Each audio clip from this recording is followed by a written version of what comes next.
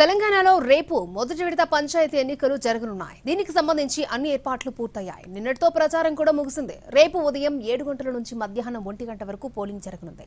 తొలి విడతలో 189 మండలాలు 4235 గ్రామ పంచాయతీల్లో ఓటింగ్ నిర్వహించనున్నారు. 56,19,000 మంది ప్రజలు ఓటు హక్కును వినియోగించుకోనున్నారు. అందులో 28,78,000 మంది మహిళలు, 27,41,000 మంది పురుష ఓటర్లు ఉన్నారు.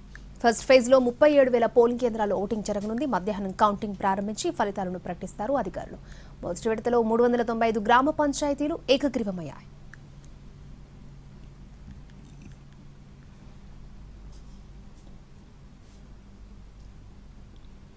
పంచాయతీ ఎన్నికల్లో రేపు జరిగే తొలి విడత పోలింగ్ కి అన్ని ఏర్పాట్లు పూర్తి చేశామన్నారు తెలంగాణ ఎన్నికల కమిషనర్ రాణి కుముదిని.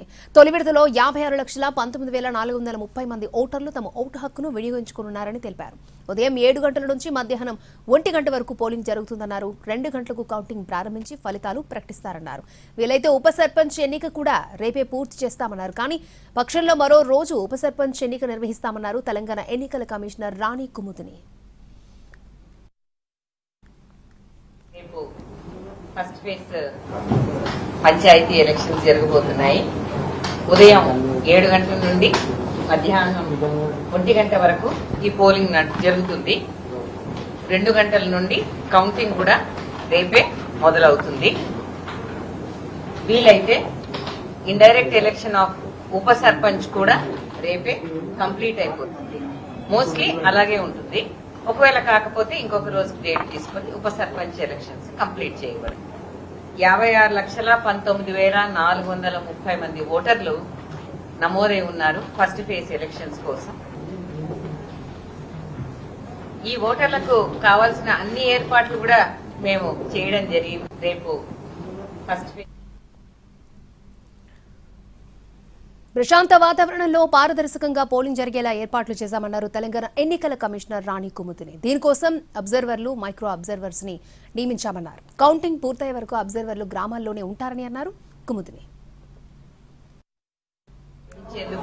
మేము చేసిన ఏర్పాట్లయితే అబ్జర్వర్స్, మైక్రో అబ్జర్వర్స్ ను కూడా నియమించి మరి డిస్ట్రిక్ట్ అడ్మినిస్ట్రేషన్ కి ఇంకా బలంగా ఈ ఎలక్షన్స్ నిర్వహించేందుకు ఈ వ్యవస్థ కూడా అక్కడ చక్కగా గత 15 రోజుల నుంచి కూడా అక్కడే ఉన్నారు. అన్ని విధాలుగా ఓటర్లకు సహకరించడానికి వాళ్ళు అక్కడే ఉంటారు, తిరుగుతూ కూడా ఉంటారు. అలాగే కౌంటింగ్ కూడా చేయించి రిజల్ట్ డిక్లరేషన్ కూడా ఈ అబ్జర్వర్స్ చేస్తారు. ఈ ఫస్ట్ ఫేజ్ ఎలక్షన్స్ లో కంటెస్టింగ్ క్యాండిడేట్స్ ఎంతమంది ఉన్నారు అంటే 12,960. అదే వార్డుల్లో కంటెస్టింగ్ క్యాండిడేట్స్ ఎంతమంది ఉన్నారంటే 65,455.